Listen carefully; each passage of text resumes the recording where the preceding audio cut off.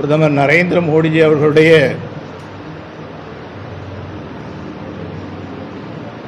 பிரதமருடைய காலம் இதுவரைக்கும் இந்தியாவில் இருந்த அனைத்து பிரதமர்கள் ஆட்சி செய்த காலத்தை விட அதிகப்படியான காலமாகவும் அதிகப்படியான திட்டங்களை மக்களுக்கு கொண்டு கொடுத்த ஒரு ஆட்சியாகவும் உலக நாடுகளுடைய நட்பையும் உலக நாடுகளுடைய தலைமை பண்பை ஏற்கக்கூடிய ஒரு நாடாகவும் இந்திய திருநாட்டை நம்முடைய பிரதமர் அவர்கள் உயர்த்தி காட்டியிருக்கின்றார்கள். 4400 நாட்களை கடந்து அவருடைய ஆளுமை என்பது உலக அளவில் நம்முடைய நாடு உச்சத்திற்கு செல்லக்கூடிய ஒரு காலமாக அமைந்திருக்கின்றது. பிரதமர் நரேந்திர மோடிஜி அவர்கள் ஒவ்வொரு இந்தியனுடைய அன்றாட வாழ்க்கை, அடிப்படை தேவை, நீண்டகால திட்டங்கள், இந்தியாவை பண்பாட்டு ரீதியாகவும் கலாச்சார ரீதியாகவும் அன்று எப்படி மேலோங்கி நின்றதோ அதே அளவுக்கு உயரத்திற்கு கொண்டு செல்லக்கூடிய அனைத்து முயற்சிகளையும் எடுத்து இன்று உலகத்தில் இருக்கக்கூடிய அனைத்து நாடுகளுக்கும் தங்களுக்குள் ஒரு பிரச்சனை என்றால் அதை தீர்த்து வைக்கக்கூடிய தகுதி படைத்த ஒரு தலைவனாக பிரதமர் நரேந்திர மோடிஜி அவர்களை அழைப்பதற்கும் ஏற்றுக்கொள்வதற்கும் அவர்கள் தயாராக வந்திருக்கின்றார்கள். இது சாதாரண ஒரு விஷயம் அல்ல. 140 கோடி மக்களை கொண்ட ஒரு நாட்டினுடைய பிரதமர் தன் நாட்டினுடைய ஏறக்குறைய அனைத்து மக்களுடைய மனதிலும் இடம் பிடித்து உலகளாவிய அளவிலே மேலோங்கி வந்திருப்பது ஒவ்வொரு இந்தியரும் பெருமை கொள்ளக்கூடிய ஒரு சரித்திர நிகழ்வாக நாம் காண்கின்றோம். அப்படிப்பட்ட பிரதமருக்கு நம்முடைய வாழ்த்துக்களையும், மென்மேலும் அவர்கள் நாட்டிற்கு வழிகாட்ட வேண்டும் என்கின்ற கோரிக்கையையும் வைத்து இந்த பத்திரிகையாளர் சந்திப்பை துவக்க நான் கடமைப்பட்டிருக்கின்றேன். அருமை சகோதரர்களே, ஒவ்வொரு தனி மனிதனுடைய அடிப்படை தேவைகள், ஒவ்வொருத்தருக்கும் கட்டாயமான தேவை ஒரு வீடு. ஆவாஸ் யோஜனா மூலமாக முதல்ல அவர்கள் திட்டமிட்டது 2 கோடி வீடுகள். இப்போ 4 கோடி வீடுகள் நாடு முழுக்க கட்டி கொடுத்து சாதாரண மக்கள், அடித்தட்டு மக்களுடைய அத்தியாவசிய தேவையை பூர்த்தி செய்யக்கூடிய அளவுக்கு வந்திருக்கின்றார். வீடு, எரிவாயு, இல்லை நான் பலமுறை உங்களெல்லாம் சந்தித்து கூட நான் சொல்லியிருக்கிறேன். இந்த எரிவாயு அப்படிங்கிறது எந்த அளவுக்கு மாற்றத்தை கொண்டு வந்திருக்கிறது என்று சொன்னால், சுற்றுச்சூழல் பாதுகாப்பு, நம்முடைய வீட்டில் பணிபுரியக்கூடிய நம்முடைய தாய்மார்கள், சகோதரிகள்,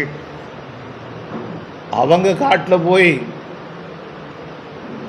விறகு எடுத்துகிட்டு ஊதி அதை பண்ணும்போது அவர்களுக்கு ஏற்படக்கூடிய சுகாதார பிரச்சனைகள், அதிலிருந்து அவர்களை மீட்கக்கூடிய அளவுக்கு எரிவாயு திட்டத்தை கொண்டு வந்தார். 10 கோடி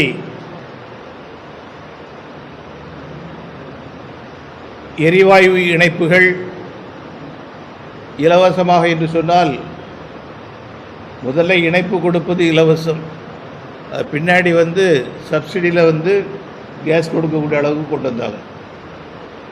தமிழகத்திலும் 40 லட்சத்திற்கும் மேற்பட்டவர்கள் இதில் பயன்பெற்றிருக்கின்றார்கள். அடுத்தல ஒரு வீட்டுக்கு தேவை குடிநீர். எல்லா வீடுகளுக்கும் குடிநீர் இணைப்பை கொடுப்பதற்காக ஜல்ஜீவன் திட்டத்தை கொண்டு வந்தார்கள். 16 கோடி வீடுகளுக்கு இணைப்புகள் கொடுக்கப்பட்டிருக்கின்றன. அதற்கு அடுத்த தேவை கழிவறை. இதெல்லாம் திரும்ப திரும்ப நாம் சொல்ல வேண்டிய அவசியம் கிடையாது. கழிவறை என்பது நம் வீட்டு பெண்களுடைய மானத்தை பாதுகாக்கக்கூடிய ஒரு முக்கியமான ஒரு அம்சம். ஆகவே அனைத்து வீடுகளுக்கும் கழிவறை, அனைத்து பள்ளிகளுக்கும் கழிவறை, இதெல்லாம் பிரதமர் நரேந்திர மோடி அவர்களுடைய உன்னத திட்டத்தின் கீழ் கொண்டு வரப்பட்டது.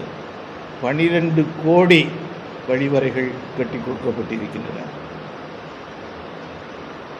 அதுக்கு அடுத்தது ரொம்ப முக்கியமாட்டு உள்ளது, தன்னுடைய கையில் இருக்கக்கூடிய சிறிய பணமாக இருந்தாலும், அவங்கள்ட்ட எல்லாம் பெரிய அளவுக்கு லட்சக்கணக்கிலேயோ கோடிக்கணக்கிலேயோ பணம் இருக்காது. ஒரு சாதாரண ஏழையினுடைய கையிலே இருக்கக்கூடிய பணம், அந்த பணம் பாதுகாக்கப்பட வேண்டும் என்று சொன்னால் ஒரு காலத்தில் பண்ணையார்கள்ட்ட கொண்டு கொடுத்து வைப்பாங்க. கணக்கு வச்சிருக்க மாட்டாங்க. கணக்கு எழுதுறதுக்கு அவங்களுக்கும் தெரியாது.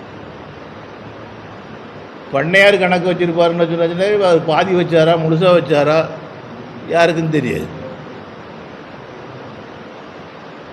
அப்படி இல்லைன்னு சொன்னாச்சுன்னா அவங்க வீட்டில் ஓலைக்கு மேலே வச்சுருப்பாங்க. இந்த கிடுன்னு தெரியுமா? கிடு ஓலை கிடுக்குள்ளே சொறி வச்சுருப்பாங்க. அரிசி பானை அதில் எல்லாம் வச்சுருப்பாங்க. இப்படி முடங்கி கிடந்த பணத்தை, பாதுகாப்பற்று இருந்த ஒரு பணத்தை யார் வேண்டுமானாலும் வங்கி கணக்கை துவக்கலாம் என்கின்ற ஒரு நிலையை உருவாக்கி, இது ஒரு சாதாரண புரட்சி அல்ல, இது மிகச்சிறந்த ஒரு சாதனை, உலக அளவிலே போற்றப்படக்கூடிய ஒரு சாதனை. அனைத்து குடும்பத்தைச் சேர்ந்தவர்களும் வங்கி கணக்குகளை துவக்கலாம் என்ற திட்டத்தை கொண்டு வந்து இப்போ காங்கிரஸ் கட்சிக்காரங்களாம் கிண்டல் பண்ணாங்க. அவங்கள்ட்டே பணம் கிடையாது, எங்கே கொண்டு வைப்பாங்க, எப்படி முதலீடு போடுவாங்க அப்படின்னு. இன்னொன்று, அந்த காலத்தில் ஒரு வங்கி கணக்கு துவக்கணும்னு சொன்னாச்சுன்னா அதுக்கு கேரண்டி கொடுக்கறதுக்கு ஒரு ஆள் தேவை. இதெல்லாம் நான் முன்னாடி உங்கள்கிட்ட எல்லாம் பேசியிருக்கேன். இப்போ கேரண்டி பிரதமர் தானே எடுத்துக்கொண்டார். ஒவ்வொரு இந்தியரும் வங்கி கணக்கு துவங்க வேண்டும் என்று சொன்னால் இந்த ஜன்தன் திட்டத்தின் கீழ் நான் அவர்களுக்கு உத்தரவாதம் தருகிறேன் என்கின்ற ஒரு பொறுப்பு எடுத்தார். உலகத்தில் எந்த நாட்டின் இடத்திற்கு நம்ம நாட்டில் கனவு கூட கண்டிருக்க முடியாது. அறிமுகம் தேவையில்லை, பிரதமருடைய அறிமுகம் இருக்கிறது. வங்கி கணக்குகள் 58 கோடி வங்கி கணக்குகள் துவக்கப்பட்டது. இன்னைக்கு யார் வேணுமானாலும் இலகுவாக வங்கி கணக்கை துவக்குவது போல ஆரம்ப காலத்தில் பணம் போடட்டாலும் பரவாயில்ல, வங்கி கணக்கை துவக்குங்க. உங்கள் கையில் காசு இல்லை, வங்கி கணக்கு துவக்கணும், மினிமம் அமௌண்ட் இருந்தால் தான் வங்கி கணக்கு துவக்க முடியும். அதெல்லாம் இல்லைன்னு சொல்லி எல்லாம் கொண்டு வந்த காரணத்தினால 58 கோடி வந்தது. இதில்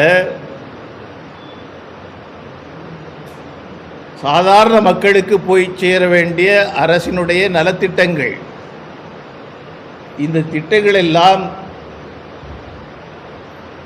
கிராமத்தில் இருக்கக்கூடிய குக்கிராமத்தில் இருக்கக்கூடிய ஒரு சாதாரண ஏழை தாய்க்கும் போய் சேர வேண்டும் என்று சொன்னால்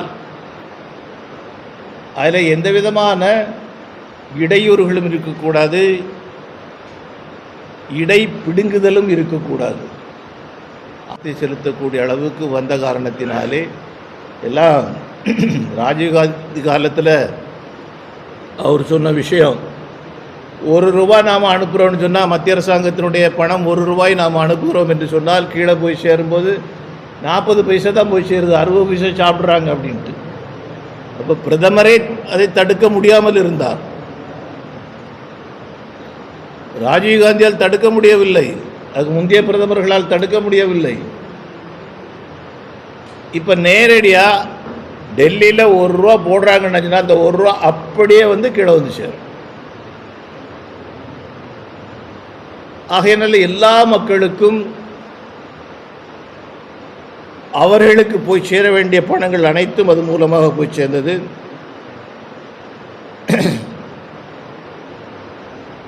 விவசாயிகளுக்கு ஆண்டுக்கு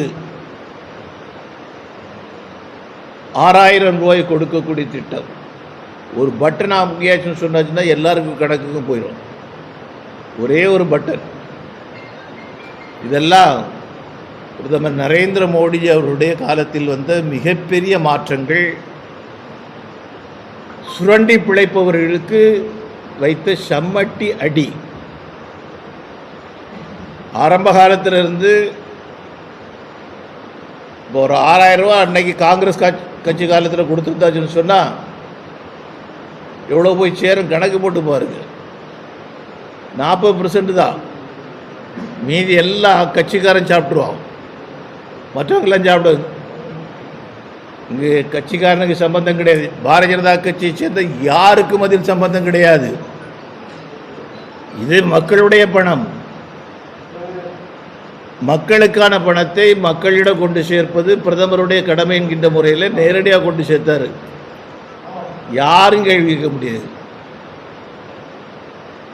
கட்சியை சேர்ந்த ஆட்சியில் இருக்கக்கூடிய யாரும் அதில் சுரண்டி பிழைக்க முடியாது அப்படிங்கிற நிலைமையை உருவாக்குறார். அதே போல மருத்துவ காப்பீடு, ₹5 லட்சம் சிகிச்சை பெறக்கூடிய திட்டம், லட்சக்கணக்கான பேர் இதெல்லாம் பயன்பெற்று இருக்கிறாங்க. சாலை மேம்பாட்டு திட்டம், அடல் பிகாரி வாஜ்பாய் அவருடைய காலத்திலே கட்டப்பட்ட 4 வழிச்சாலைகள் இன்னைக்கு ஏறக்குறைய 70,000 கிலோமீட்டர் தூரத்துக்கு நமக்கு 4 வழிச்சாலை, 6 வழிச்சாலை, 8 வழிச்சாலை. வெளிநாட்டிலிருந்து வரக்கூடிய பயணிகளும் அதிகாரிகளும் பிரதமர்களும் ஜனாதிபதிகளும் கூட ஆச்சரியப்படக்கூடிய அளவுக்கு இந்தியா மாறிவிட்டது. இந்தியாவினுடைய மொத்த பார்வையும் மாறிவிட்டது. எல்லா கிராமங்களுக்கும் இணைப்பு சாலைகள், எல்லா துறைமுகங்களுக்கும் இணைப்பு சாலைகள், விமான நிலையம் ஏற்கனவே இருக்கும். ஆகையினால பல மாற்றங்களை இந்த சாலை திட்டம் மூலமாக அவர்கள் கொண்டு வந்திருக்கின்றார்கள். ரயில்வே துறையில் நமது பக்கத்தில் இருந்து நிறைய மாற்றங்கள். வந்தே பாரத் ட்ரெயின் நம்ம திருநெல்வேலிருந்து 2 நீங்கள் வச்சுக்கிடுங்க. திருநெல்வேலிருந்து 2 போதில்லை, நீங்கள் வாங்கின பிறகு நாங்கள் எங்களுக்கு கொண்டு வாங்கினோம். அது உங்கள்கிட்ட தானே ஃபில்லப் ஆகுது. இங்கேருந்தே 2 வந்தே பாரத், மதுரையிலிருந்து எல்லா கோயம்புத்தூரில் எல்லா இடங்களிலிருந்து வந்தே பாரத் ட்ரெயின். அதில் பார்க்க போகிறதுக்கு முதல்ல வந்த பயணிகள் பயணம் செய்கிறதுக்கு இல்லை, அந்த ட்ரெயினை பார்க்குறதுக்கு எவ்வளோ பேர் வந்தாங்க, அப்படி ஏங்கியிருந்தாங்க.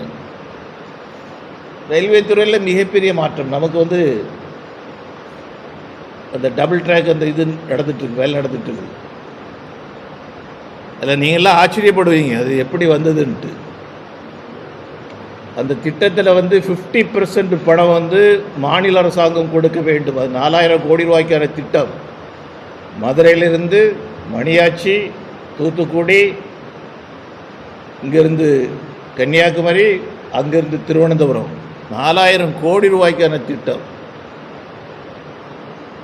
50% தமிழ்நாடு அரசாங்கம் கொடுக்கணும். அவங்க முடியாட்டாங்க. கேரளாவில் போகக்கூடிய பாதைக்கு வந்து 50% அவங்க கொடுக்கணும், அவங்களும் முடியாட்டாங்க. சகோதரர்களே, 4 கோடி ரூபாயும் மத்திய அரசாங்கம், பிரதமர் நரேந்திர மோடியினுடைய அரசாங்கம் ஒத்துக்கொண்டு அது கொடுத்துருக்கிறார். இதை விட சிறந்த எடுத்துக்காட்டு எதுவுமே இருக்க முடியாது, எதுவுமே இருக்க முடியாது. இங்கே நமக்கு பக்கத்தில் இருக்கக்கூடிய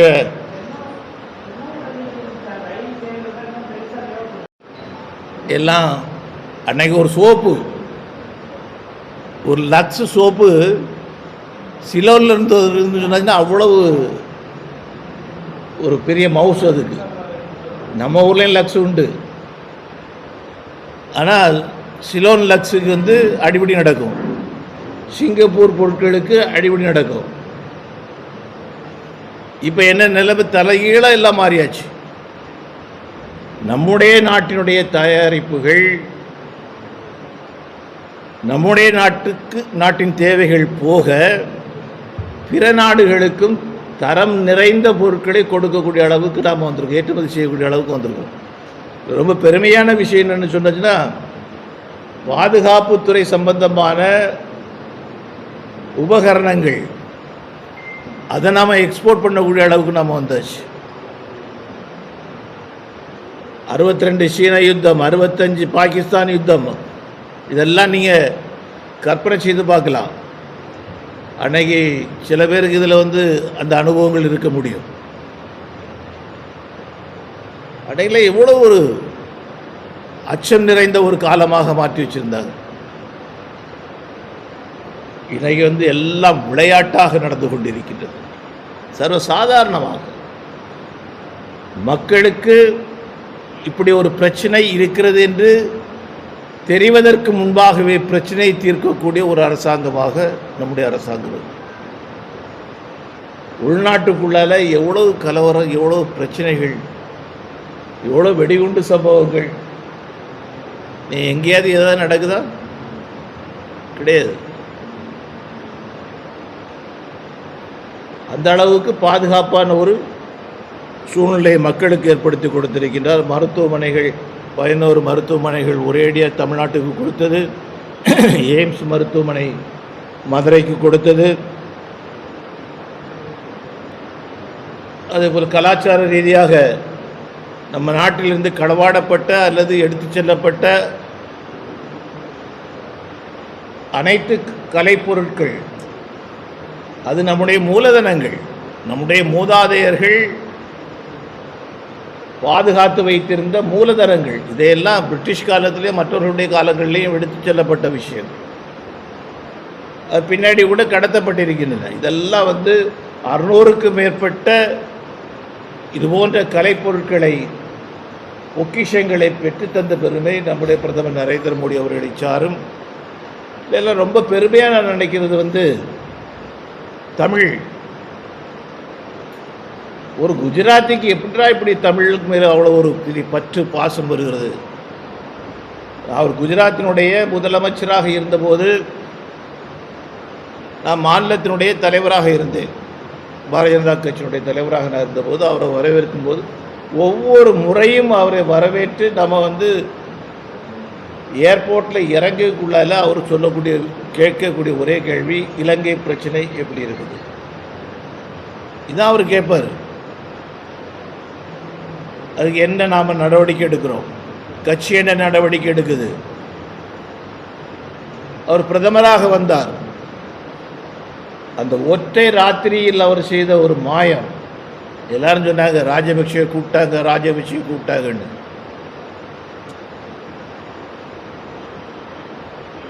ராஜபக்ஷவுக்கு அடுத்த நாள் என்ன சொன்னார், என் வாழ்நாளில் நான் தூங்காமல் கழித்த இவ்வளவு துயரப்பட்ட ஒரு இரவு உண்டு என்று சொன்னால் அந்த ஒற்றை ராத்திரி. அந்த ஒற்றை ராத்திரி அவர் நம்முடைய நாட்டினுடைய விருந்தினராக வந்திருக்கின்றார். 7 நாடுகளுடைய தலைவர்கள் வந்திருக்கிறார்கள். இப்போ ராஜபக்சேட்ட நம்முடைய பிரதமர் நிச்சயமாக இலங்கை தமிழர் குறித்து பேசியிருக்க வேண்டும். இல்லைன்னா அந்த வார்த்தை அவருடைய வாயிலிருந்து வந்திருக்க முடியாது. ஒரே ஒரு கவலை, இந்த பிரதமர் 2004 வரைக்கு முன்னாடி 2009க்கு முன்னாடி வந்திருக்க மாட்டாரா? நம் இலங்கை தமிழர்கள் 3 லட்சம் பேர் முள்ளிவாய்க்காலில் துயரப்பட்டிருப்பதற்கான வாய்ப்பே இருந்திருக்காது. யாழ்ப்பாணம் அழிந்திருப்பதற்கான வாய்ப்பே இருந்திருக்காது. 1.5 லட்சம் தமிழர்கள் ஒரே நாளிலே கொல்லப்பட்ட அந்த அநியாயம் நிகழாமல் போயிருந்திருக்க முடியும். நாம் செய்த துரதிர்ஷ்டம். ஒரு 5 வருஷம் கழிச்சு ஒரு பிரதமராக வந்தார்.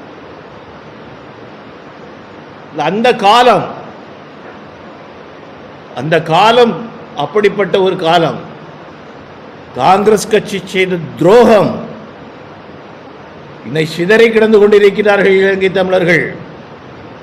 எந்த நாட்டுக்கு போனாலும் இலங்கை அகதிகள் இருந்து கொண்டிருக்கின்றார்கள்.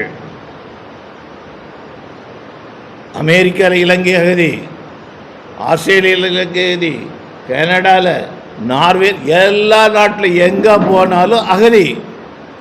நாடற்றவராக நம் இரத்த சொந்தங்கள் மாற்றப்பட்டதற்கு ஒரே காரணம் காங்கிரஸ் கட்சி. நம்முடைய பிரதமர் பொறுப்பெடுத்த அந்த நாளில் துவங்கி ஒரு தமிழன் என்ன செய்ய வேண்டுமோ அது அனைத்தையும் அவர் செய்ய ஆரம்பித்தார்.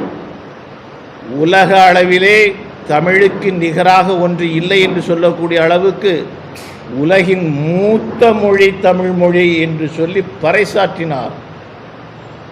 ஐக்கிய நாடுகள் சபையாக இருந்தாலும், எந்த நாட்டினுடைய எந்த கூட்டமாக இருந்தாலும் வள்ளுவனை குறித்து சொல்வதற்கு அவர் தயங்கியது கிடையாது. தமிழ் புலவர்களை பற்றி எல்லா விஷயங்களையும் அவர் கொட்டி தீர்த்திருக்கின்றார். இலங்கையில் அவருடைய சபையிலே போய் பேசும்போது, முதல் முறையாக பேசும்போது,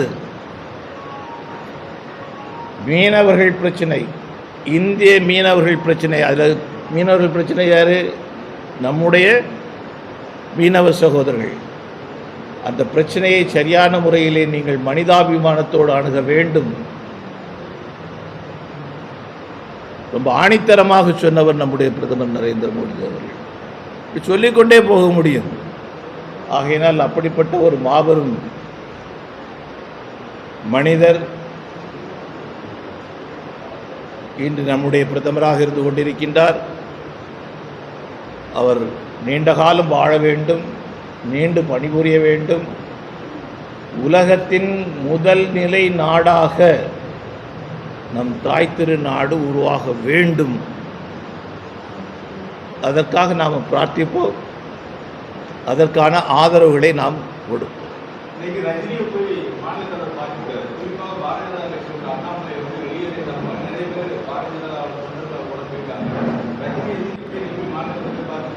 சரி,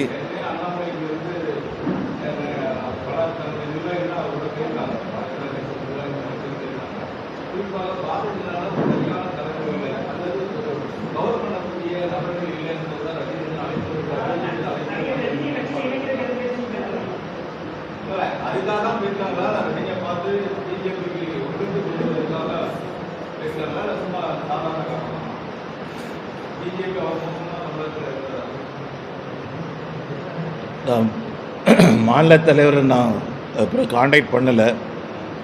ஆனால் ஒரு விஷயம், பிரதமருடைய சாதனைகளை பற்றி எல்லா பெரியவர்களுக்கும் தெரியப்படுத்த வேண்டும் என்கின்ற ஒரு இலக்கு எங்களுக்கு இருக்குது. நாங்கள் எல்லாரும் போய் பல பேரை சந்திக்கிறோம், பல பெரியவர்களை. அதில் சூப்பர் ஸ்டார் ரஜினிகாந்த் அவர்களை சந்திக்கும் போது அந்த நியூஸும் சூப்பராக வரும் அப்படிங்கிறது தெரியும். பிரதமருடைய சாதனைகளை பற்றி சொல்ல போகும்போது அந்த செய்தி வரும் அப்படின்னு தெரியும். நீங்கள் அழைப்பு கொடுத்தீங்கன்னு சொன்னால் ரொம்ப சந்தோஷம்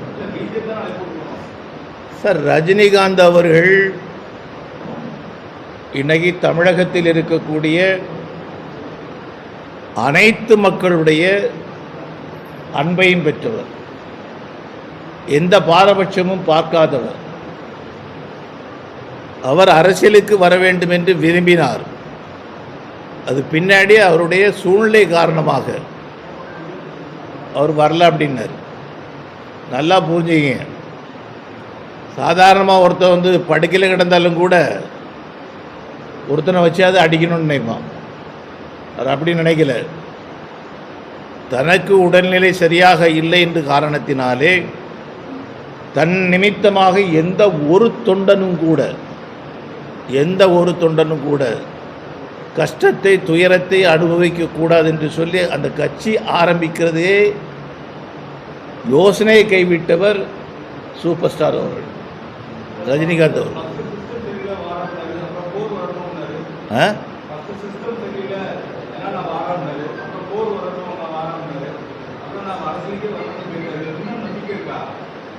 அப்படி சொன்னவருங்கிறேன். நீங்கள் அரசியலுக்கு கூப்பிட்றீங்கள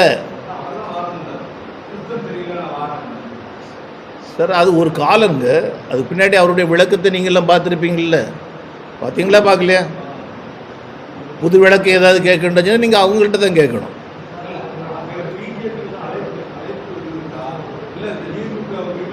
சார், பாரதிய ஜனதா கட்சி 8 கோடி தமிழர்களை நாங்கள் அழைக்கின்றோம். 8 கோடி தமிழர்களை அழைக்கின்றோம். 8 கோடி தமிழர்களிலே பெருமரியாதைக்குரிய சூப்பர் ஸ்டார் அவர்களும் இருக்கிறார்கள். யாரும் வரக்கூடாதுன்னு சொல்றதுக்கு நாம தயார் இல்லை.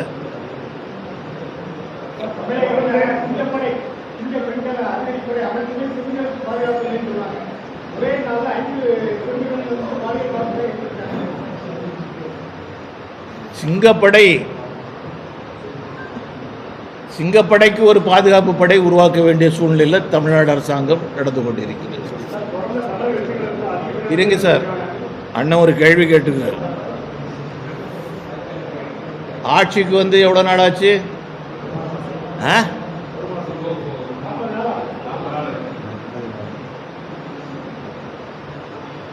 20 இது செக்ஷுவல் ஹராஸ்மெண்ட்டு, 15 போஸ்கோ. பாருங்க, இந்த சென்னையை சுற்றி அவங்க வந்து ஜெயித்தாங்க. இப்போவும் சென்னையை சுற்றி தான் அவங்களுக்கு வந்து பெரிய சாதனைகள் இருந்தது. கும்மிடி பூண்டி நான் சொல்ல வேண்டிய அவசியம் கிடையாது, உங்களுக்கு எல்லாமே தெரியும். 3 வயசு பொண்ணு, பூந்தமல்லி, மாங்காடு, முதலமைச்சருடைய பக்கத்தில் இருக்கக்கூடிய அவ்வளோ இடங்களும் அதில் வருது. பெரம்பூர், அம்பத்தூர், அண்ணா சாலை. அதில் பண்ணலைன்னா அது பூர்த்தி ஆகாது. ஆகையினால அண்ணா சாலை, போரூர், இதிலே 7 வந்தாச்சு. ஏன் சார் தடுக்க முடியல? அரசை பற்றி விமர்சனம் செய்யக்கூடாது, அவர்களுக்கு கொஞ்சம் அவகாசம் கொடுக்கணும். இங்கே அவகாசம் இப்போ கொடுத்தீங்கன்னு சொன்னால் அதுக்குள்ளால தமிழ்நாடு முழுக்க நாசமாக போயிடும். 40 நாளைக்குள்ளால இத்தனை பேர்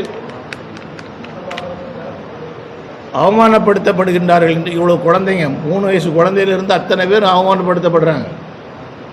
பைக்கில் வர்றா, இது பண்ணுறா, ரொம்ப அசிங்கமாக இல்லையா? இதுக்கு அவகாசம் கொடுக்க முடியாது. அவகாசம் கொடுத்தாச்சுன்னு சொன்னாச்சுன்னா அதுக்கு அர்த்தம் வந்து நீங்கள் வந்து யார் வேணாலும் எப்படி வேணாலும் பண்ணிட்டு போங்க அப்படின்ட்டு.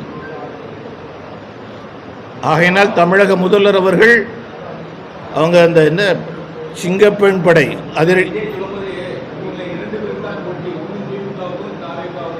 சார், முதல்ல நான் சொல்லக்கூடிய சொல்லி முடித்த பின்னாடி நீங்கள் சொல்லுங்கள். சிங்கப்படை என்ன சிங்கப்பெண் படை அதிரடிப்படை அப்படிதானே? இந்த சிங்கப்பெண் அதிரடிப்படைக்கு பாதுகாப்பாக ஒரு படையை கட்டாயமாக உருவாக்க வேண்டும். இல்லைன்னா 6 மாதத்துக்குள்ளால சிங்கப்படையில் உள்ளவங்கெல்லாம் கரையேறி புலிப்படைக்கு போயிடுவாங்க. அவ்வளோ கேவலமான ஒரு நிலைமையில் தமிழ்நாடு போயிட்டு இருக்குது. இது யார் காரணம்? ஏன் அவங்களால தடுக்க முடியல? இதை சொல்லி தானே நீங்கள் வர்றீங்க ஆட்சிக்கு. இதெல்லாம் சொல்லி எடுத்து தானே நீங்கள் வர்றீங்க. ஆகையினால இதில் அவகாசம் கொடுப்பது முறையற்ற தன்மை. அது எந்த கட்சியாக இருந்தாலும் அவர்கள் அவகாசம் கொடுக்கின்றீர்கள் என்று சொன்னால் இப்போது நிகழ்ந்திருக்கக்கூடிய இந்த கொடுமைகளுக்கு நீங்கள் ஆதரவாக இருக்கின்றீர்கள் என்று சொல்லி நான் சொல்லுவேன். இதை ஏற்றுக்கொள்ளவே முடியாது.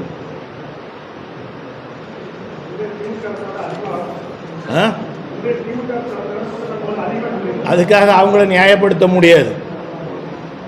நாங்கள் 10 தான் பண்ணோம், நீங்கள் 15 பண்ணுறீங்க, அதெல்லாம் கிடையாது.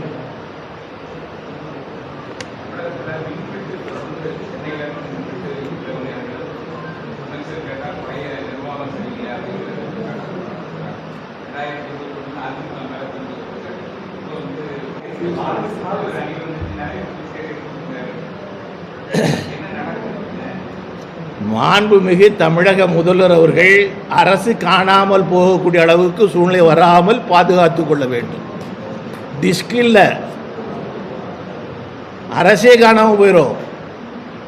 உங்களிடம் இருக்கக்கூடிய அமைச்சர்கள் முறையாக பணிபுரியவில்லை என்று சொன்னால், கடந்த கால நிகழ்வுகளை படிப்பினையாக எடுத்துக்கொண்டு களத்தில் இறங்கி முறையாக அவர்கள் பணி செய்யவில்லை என்று சொன்னால் உங்கள் அரசே காணாமல் போகும். அந்த நிலைக்கு வேறு யாரும் காரணமாக இருக்க மாட்டார்கள். அந்த நிலைக்கு காரணம் உங்களுடைய அமைச்சர்கள் மட்டுமே இருப்பார்கள் என்பதை நீங்கள் புரிந்து கொள்ள வேண்டும்.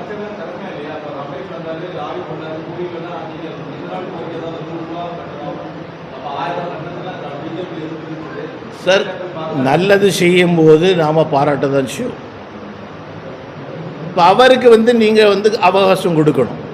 யார் நீ சொல்கிறீங்கள, சில துறைகளுக்கு நீங்கள் அவகாசம் கொடுக்கணும். மின்துறைக்கு அவகாசம் கொடுக்க முடியுமா சார்? எப்போ இருந்து காணாமல் போச்சு? உடனே நாங்கள் அதை பண்ணோம் இதை பண்ணோம்னு சொன்னாங்கல்ல. அந்த அமைச்சர் எங்களுக்கு ரொம்ப வேண்டிய ஆள் தான். எப்படி? பிஜேபியில் இருந்தவர் தான். எப்படி? ஓஹோ, நீங்கள் அடிஷனலாக 2 எண்ணத்தை சேர்த்துக்கிடுவீங்க. அவர் பாரதிய ஜனதா கட்சியில் இருந்து தான் அதிமுக போய் அங்கே போயிருக்கிறாரு. நான் சொல்கிறது, அவருக்கு அவகாசம் கொடுக்க முடியாது. அவருக்கு அவகாசம் கொடுத்தாச்சுன்னு சொன்னால் மொத்தமாக இருட்டாயிரும், தமிழ்நாடு மொத்தமும். அவருக்கு அவகாசம் கொடுக்க முடியாது. ஆதவர்ஜனாவுக்கு அவகாசம் கொடுக்க முடியாது. அந்தந்த துறைகள் என்னென்ன துறைகளில் அவங்க பணிபுரியணுமோ 24 மணி நேரம் அவங்க இருக்கணும். அறநிலையத்துறையை சேர்ந்தவங்க அவங்க கொஞ்சம் ஸ்லோவாக பண்ணாலும் கூட அட்ஜஸ்ட் பண்ணிக்கிட முடியும். இது அன்றாட தேவை. அங்கே ஒரு சிஸ்டம் இருக்குது. கோயில் எப்படி நிர்வகிக்கணும் அப்படிங்கக்கூடிய ஒரு சிஸ்டம் இருக்குது. அதை பண்ணிக்கிட்டு இருப்பாங்க. அதில் கரெக்ஷன்ஸ் எதாவது பண்ண வேண்டியிருக்கும், பண்ணுவாங்க. அல்லது புதுசாக எதாவது பண்ணுறாங்கன்னு சொன்னாச்சுன்னா ஒப்புதலோடு அவங்க கொண்டு வர்றாங்கன்னு சொன்னால் அதை நாம் பார்க்கலாம். மற்றபடி முடியாது.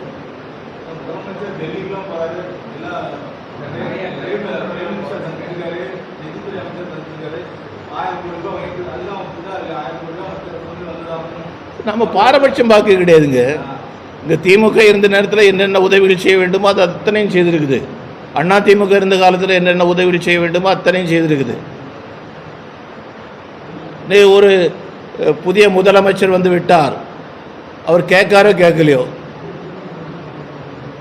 பிரதமர் நரேந்திர மோடி 140 கோடி மக்களையும் சமமாக பார்க்கின்றார். இங்கே இருக்கக்கூடிய 8 கோடி தமிழர்களுக்கு என்ன செய்ய வேண்டுமோ அதை கட்டாயம் செய்து தீர்வார். அவங்க கேட்காட்டாலும் கொடுப்பாங்க.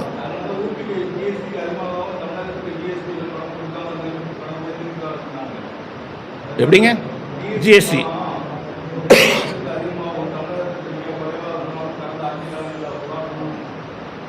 ஜிஎஸ்டி முறைப்படி எந்தெந்த மாநிலத்திற்கு எவ்வளோ சேர வேண்டுமோ அது அவ்வளவும் கொடுக்கக்கூடிய அளவுக்கு நடவடிக்கை எடுத்திருக்கிறாங்க. ஜிஎஸ்டியே கூடாது அப்படின்னு சொன்னாச்சுன்னா நீ கொள்ளடிக்க விரும்புகிறீங்களா? எத்தனை கம்பெனியில் வந்து நீங்கள் வந்து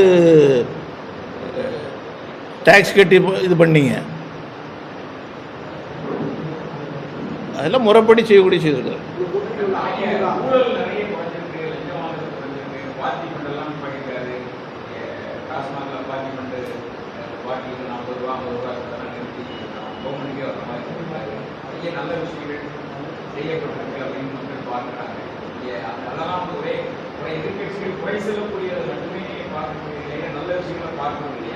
அது அந்த குடிமக்கள்கிட்ட தான் கேட்கணும் அங்கே என்ன நடக்குதுன்னு.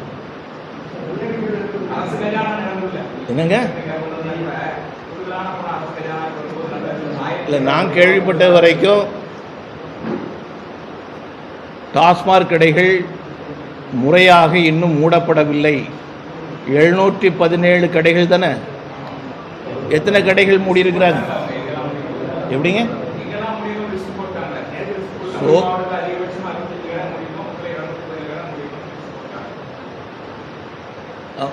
இன்னைக்கு பத்திரிகையில் வந்துருக்கூடிய செய்தி அப்படி தானே. நாளைக்கு நான் வந்து அந்த மாவட்டத்தில் இருக்கக்கூடிய எங்களுடைய சகோதரர்கிட்ட அந்த கடையெல்லாம் போய் பார்க்க சொன்னேன். ஏற்கனவே நான் வந்து திட்டத்தில் தான் வச்சுருக்கிறேன், பார்க்கட்டும். தெரியலங்க, இந்த மாவட்டத்தில் இத்தனை கடைகள் மூடி இருக்குன்னு இன்னைக்கு பத்திரிகையில் வந்துருக்குது, பார்ப்போம் எத்தனை மூடி இருக்கிறாங்கன்ட்டு.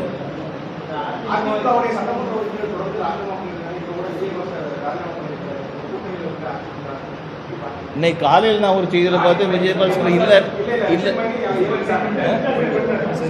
நீங்கள் வரும்போது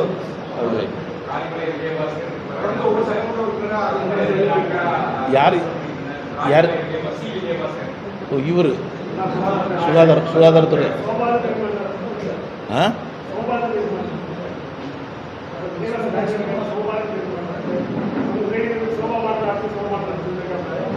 சோபா மாடல் ஆக்ஷன் பண்ணுறாங்களா? எதுவும் போயிருக்குமா? சோபா போயிருக்குமான்னு கேட்டாங்க. சோபாக்குள்ளே போகிறாங்க. நீங்கள் எந்த சோபாலாம் சொல்கிறீங்கன்னு எனக்கு தெரியல.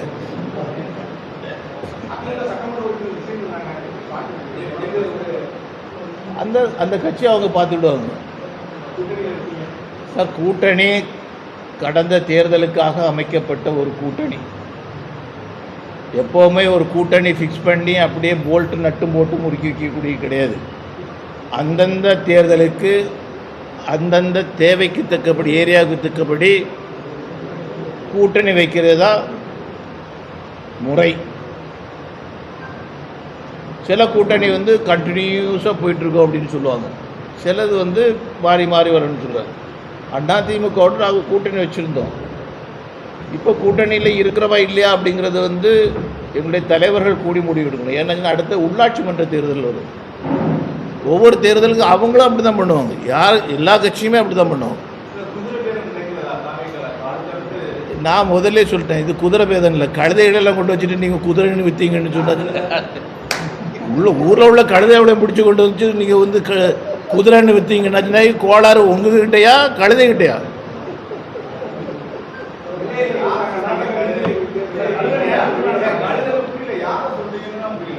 சார் இப்போ யாரை பேரை பேசுகிறான்னு சொல்கிறீங்க?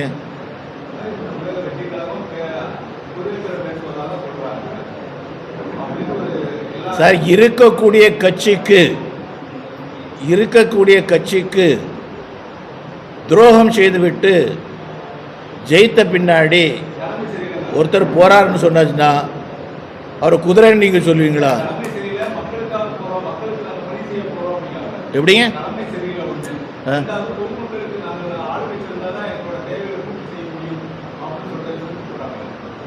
சரி, அவன் யாருங்க?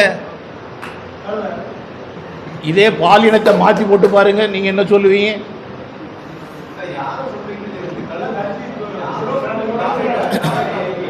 எப்படிங்க சார்? தன்னை எவன் ஒருவன் வித்துக் கொள்ளுகிறாரோ அவன் வந்து கழுதை. நீங்க எதை பற்றி கேட்டீங்க? நீங்க கேட்டதை பற்றி நான் சொன்னேன். ஆ?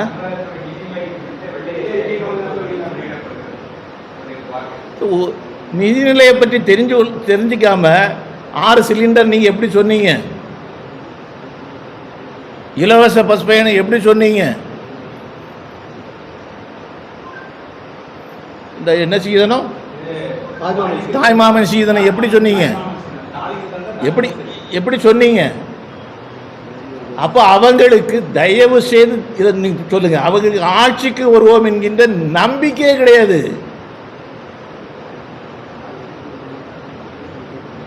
முதலமைச்சருக்கு தான் ஆட்சிக்கு வருவோம் என்கின்ற ஒரு துளி கூட நம்பிக்கை கிடையாது. காத்து போற போக்கில் அள்ளி வீசும்னு சொல்லிட்டு வீசிய வார்த்தைகள். 67 துவங்கி நாம வாக்குறுதிகளை நம்பி ஏமாந்த தமிழகம். திருநெல்வேலி அல்வாக்கு ஃபேமஸ்.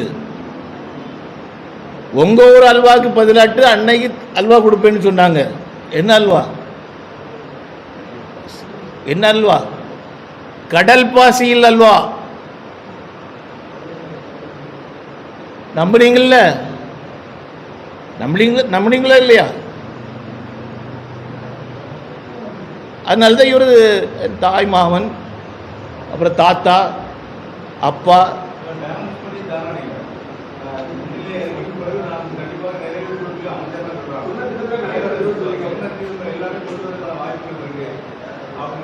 நாங்கள் ஒருபடி முன்னாடியே பார்த்துட்டோம். 67 ஒருபடி, 3 படி அரிசி, அப்புறம் ஒருபடி, அப்புறம் ஒன்றுமில்லை.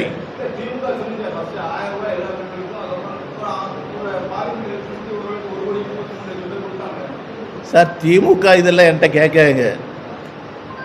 நீங்கள் தான் சொல்கிறீங்க 10 லட்சம் ரூபா, இத்தனை லட்சம் ரூபா கோடி கடன் இருக்குது, ஏன் வாங்குனீங்கன்னு சொல்கிறீங்க, இதையும் சொல்கிறீங்க. நீங்கள் இப்போ இருக்கக்கூடிய அரசாங்கத்தானே கேட்டீங்க. நீங்கள் வெள்ளை அறிக்கை விட்டால் என்ன அர்த்தம்? என் கையில் ஒன்றுமே இல்லை. வரட்டும். அதாவது ஒரு காரணத்தை காட்டுவதற்காக வெள்ளை அறிக்கை விடக்கூடாது. இதெல்லாம் என்னால் செய்ய முடியவில்லை என்று சொல்வதற்கு ஒரு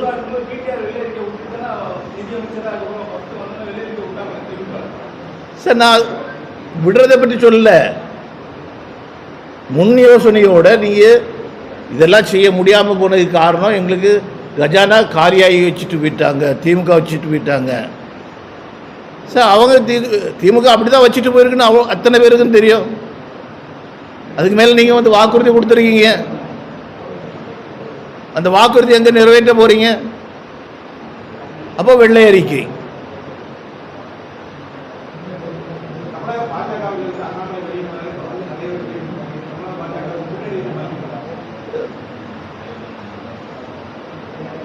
மரியாதைக்குரிய அண்ணாமலை அவர்கள் பாரதிய ஜனதா கட்சியில் இருந்தாங்க. இன்னைக்கு அவங்க ஒரு புதிய கட்சியை துவக்குவதற்காக அவங்க போயிருக்கிறாங்க. நாமெல்லாம் கட்சியில் சேர்ந்து 50 வருஷத்துக்கு முன்னாடி நான் ஜனசங்க பீரியட்லேருந்து மெம்பர். அந்த காலத்திலேருந்து எதுக்கு வந்தோன்னு சொன்னாச்சுன்னா, ஒரு மனிதனுக்காக வரவில்லை,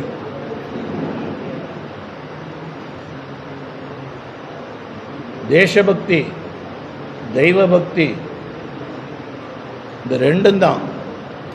உலகில் என்னுடைய நாடு முதல்நிலை நாடாக வர வேண்டும். அது என்னுடைய காலத்தில் முடியுமா முடியாதா எனக்கு தெரியாது. ஆனால் என்னுடைய காலத்தில் என்னெல்லாம் வேலை செய்யணுமோ அதுக்காக அது அவ்வளோ செய்வேன் அப்படிங்கக்கூடிய முடிவோடு தான் நாம் சேர்ந்துருக்கிறோம். எங்களுடைய இலக்குக்கு மாறாக, லட்சியத்திற்கு மாறாக, எங்களுடைய லட்சியத்தை தோற்கடிக்கக்கூடிய வகையில் என்னை பொறுத்த வரைக்கும் மீண்டும் ஒரு முறை பிரதமராக நரேந்திர மோடிஜி கட்டாயம் வந்தே ஆக வேண்டும் என்று நான் விரும்புகின்றேன். என் நாட்டினுடைய முதல் நிலைமைக்காக அந்த உயர்ந்த ஒரு இலக்கு, அதுக்கு எதிராக யார் போனாலும் கூட என்னால் ஏற்றுக்கொள்ள முடியாது.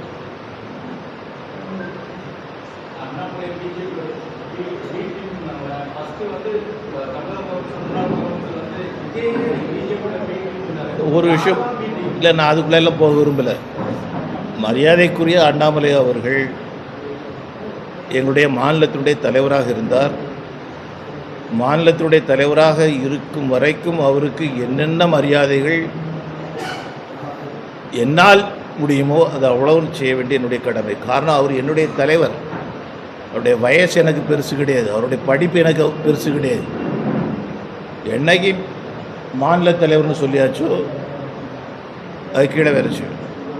இப்போ இங்கே வர்றேன், இங்கே வரும்போது மாவட்ட தலைவர் இந்த இருக்குது, பலவேசம் இருக்கிறார். இங்கே வந்தாச்சுன்னு சொன்னால் என்னுடைய தலைவர் யாருன்னு கேட்டிங்கன்னா பலவேசன் தான். பலவேசன் தான். எப்படிங்க?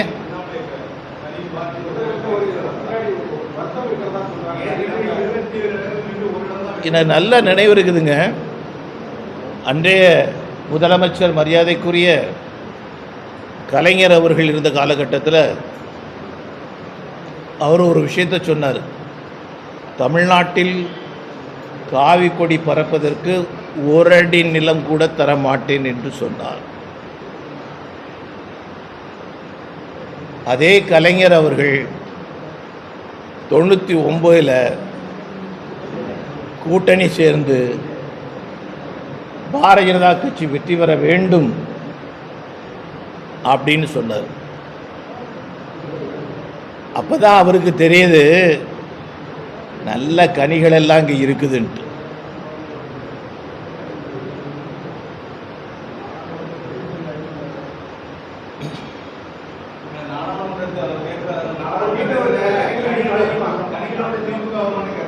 எப்படி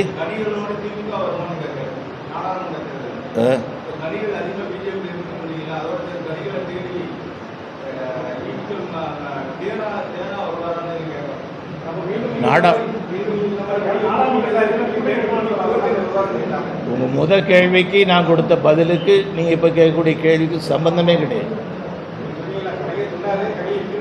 சார். அன்னைக்கு இருக்கு உங்களுக்கு கொடி நாட்டுறதுக்கு ஒரு அடி நிலம் கூட தரமாட்டேன்னு சொன்னார். அவருக்கு தலையெழுத்து. அவர் எப்பேற்பட்ட தலைவர் கலைஞர் திமுக.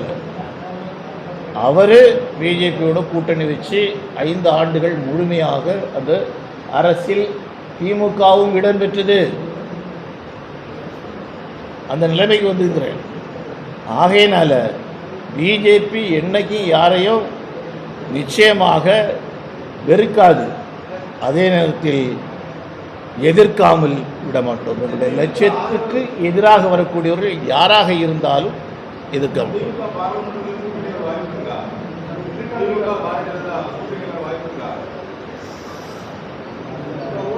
நீங்கள் இது எனக்கு ஒன்றும் புரியலை. என்ன காரணம் அப்படின்னா சார், பாராளுமன்ற தேர்தல் 2029. இப்போ நாம் எப்போ எங்கே இருக்கிறோம்?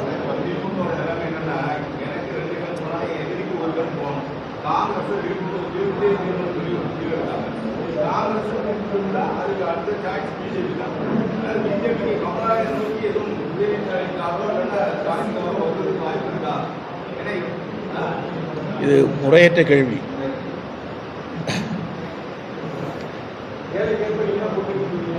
எப்படிங்க சார்? கம்யூனிஸ்ட் கன்னியாகுமரி மாவட்டத்தில் கம்யூனிஸ்ட் கூட்டணியோடு கூட பஞ்சாயத்து 2 டேர்ம் நாங்கள் கவர்மெண்ட் அந்த பஞ்சாயத்து டவுன் பஞ்சாயத்து இது பண்ணோம். கம்யூனிஸ்ட் இல்லைன்னு சொல்லட்டும். உள்ளாட்சி மன்றத்தில் அங்கே இருக்கக்கூடிய சூழ்நிலைகள் இந்த மாதிரி நாம் இப்போ ப்ரிடிக்ட் பண்ண முடியாது. திமுக வேணுமா வேண்டாமா? நான் 2017 சில விஷயங்கள் நான் பேசியிருக்கிறேன். அந்த நாள் எனக்கு மறக்க முடியாது. 2017 பிப்ரவரி மாதம் 5ஆம் தேதி நான் ஒரு முழக்கத்தை வச்சுருவேன்.